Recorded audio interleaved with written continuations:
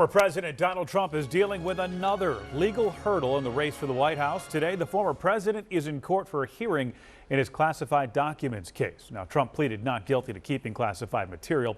He's also facing backlash for comments that he made about the security of NATO. ABC's Perry Russum is in Washington with the latest. President Trump's motorcade arriving this morning at the federal courthouse in South Florida. Just one of his legal cases on the docket today. This one is about the classified documents he's accused of withholding. Trump's stay in court comes after his comments about NATO this weekend. You got to pay.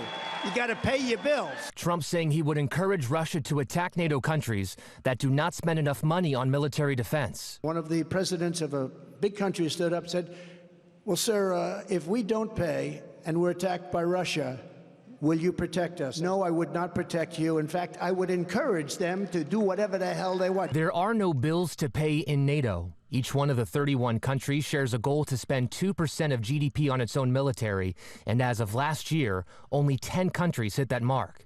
President Biden calling Trump's statements appalling and dangerous.